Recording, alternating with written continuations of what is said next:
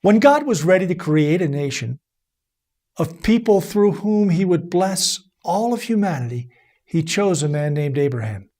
Probably you already know his story very well, but I think that of all the men and women in the Bible to whom we might look to learn about this core value, Abraham might well be our very best choice. It all began when God sought out this man in his home country of Ur and told him that he had been chosen to become the father of many nations.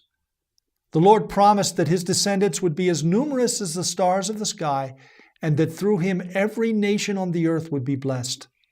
But for many years, that's all that Abraham had, a promise. And at times it must have seemed like an empty promise because he had no children. His wife Sarah was barren.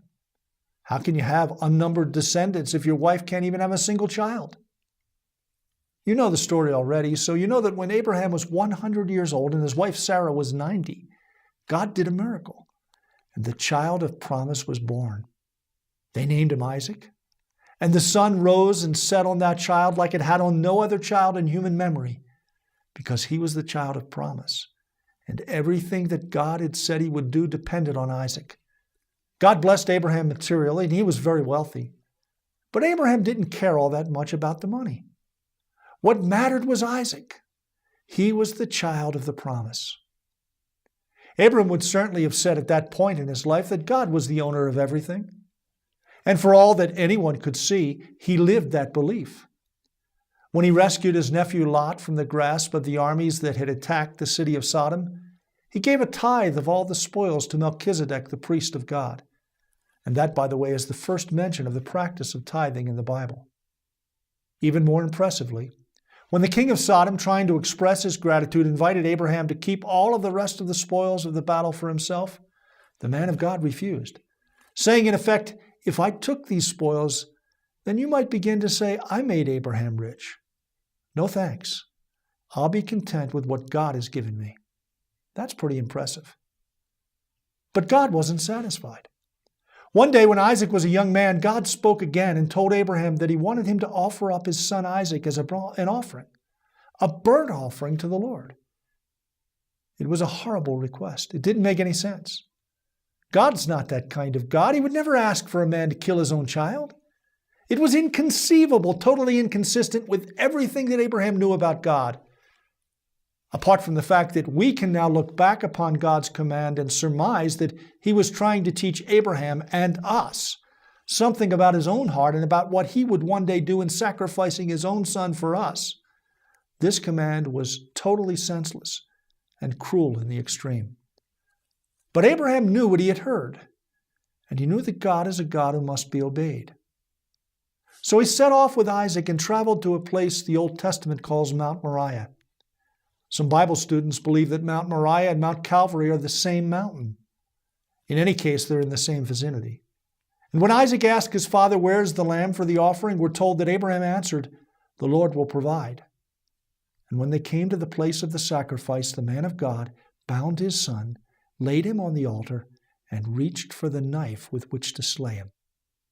At just that moment, the Lord intervened. "Abraham, Abraham, do not lay your hand on the boy or do anything to him, for now I know that you fear God, since you have not withheld your son, your only son, from me." And as that grateful father lifted up his eyes, he saw a ram caught in a thicket, a ram that God provided for the sacrifice.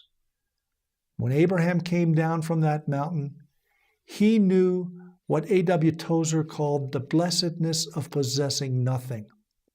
From that day forward, Abraham knew that everything he had belonged to God, and there would never again be any question about that.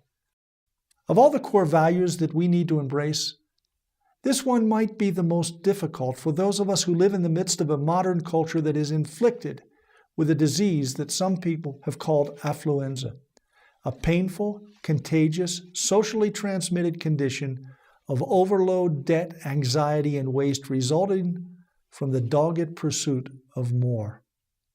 In the parable of the talents, found in Matthew 25, Jesus uses a compelling story of three entrusted servants to convey the essence of stewardship.